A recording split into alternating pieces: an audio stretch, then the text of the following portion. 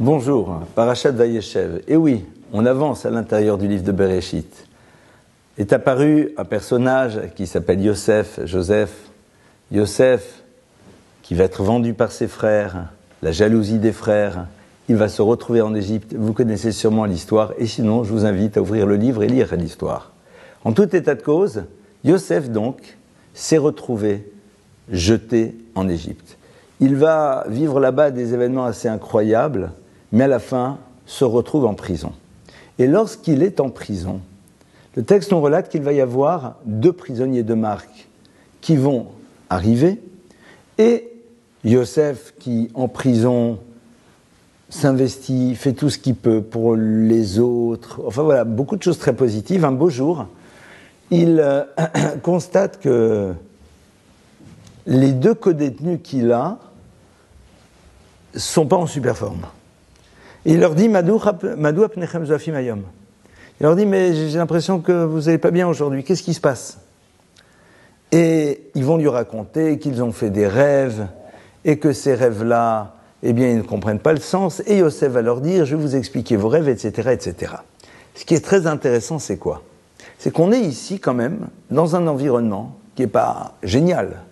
Yosef est en prison de manière totalement injuste depuis un certain nombre d'années. Et néanmoins, il est capable d'observer ceux qui sont autour de lui et s'intéresser à leurs difficultés. Et on a ici quelque chose au fond de génial. Lorsque l'individu s'intéresse aux autres, c'est que généralement, à son niveau, tout va bien. On se sent bien et on va chez l'autre, comment ça va. Mais essayez d'imaginer, quand on est préoccupé, pas par quelque chose de dramatique, d'accord? Même pour des choses positives, préoccupé par l'organisation du mariage, de la bar mitzvah, de la fête, des vacances, ce que vous voulez, on n'est peut-être pas très attentif à ce qui se passe chez les autres.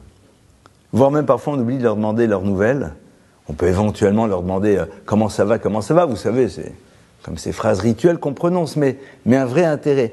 Plus que cela, une observation des autres pour pouvoir réaliser et percevoir ce qui va éventuellement un peu difficilement chez eux actuellement, je ne suis pas sûr qu'on arrivera à le faire. Pourquoi?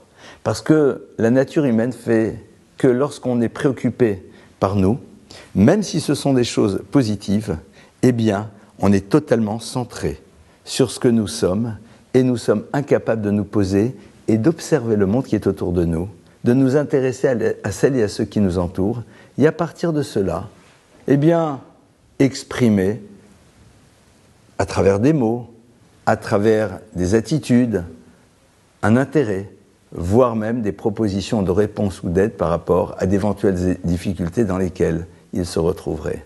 Yosef, victime d'une injustice, qui se trouve dans des conditions compliquées, est capable de continuer à observer le monde qui est autour de lui, de poser la question, parce qu'il a envie d'aider, il n'est pas au fond centré totalement sur lui-même. Il n'est pas celui qui s'occupe exclusivement de lui et de ce qui le concerne, mais il est capable d'être ouvert, d'observer les autres et d'aller vers eux.